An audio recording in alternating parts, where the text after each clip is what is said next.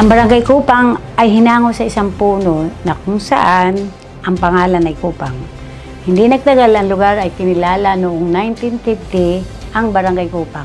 Ang lupon tagapamayapa ng Barangay Kupang proper ay binubuo ng punong barangay at 15 miyembro. Sa pinangungunahan ng ating punong barangay, ang inyong lingkod, Alicia D. Sakdalan, Secretary na lupon tagapamayapa, Jamie Del Mundo, Assistant Secretary Arisa D. Dantes, at pinapangunahan po ni Joselito D. Guzman, isa pong member ng lupong tagapamayapa, retired engineer from Petron Company. Mr. Danilo F. Agustin, college graduate, retired head division. Miss Rosalie Biona, DOST Provincial Director. Pastor Rodrigo Laksamana, currently working as lead instrument engineer in Petron Company. Mr. Gerardo Manalautao, currently working as teacher. Mr. Reynaldo P. Guevara, college graduate, working as Administrative Officer 2. Mr. Efren Javier, lay minister of Santo Cristo Parish Church. Mr. Domingo Labrador, college graduate. Miss Cynthia Ganyo, Miss Teresita Cabatic, college graduate, retired teacher. Miss Porcima Manalautao, college graduate. Miss Lorna M. D. Gila, college undergraduate, former as barangay kagawad at ang dating asawa ng aming namayapang si Kapitan Norman Gila. Ang Hilita Kicho, college graduate, and the last is Miss Norma C. Vasquez, college graduate, retired teacher. Dinatay namin ang lupon tagapamayapa sa pagkakasunduan at pagbabayanihan na kung saan ang bawat mamamayan ay may masasandigan. Sa pagkakasunduan at pagbabayanihan ng lupong tagapamayapa ay mahalaga upang matugunan ang mga suliranin ng komunidad ng may pagkakaisa at kooperasyon.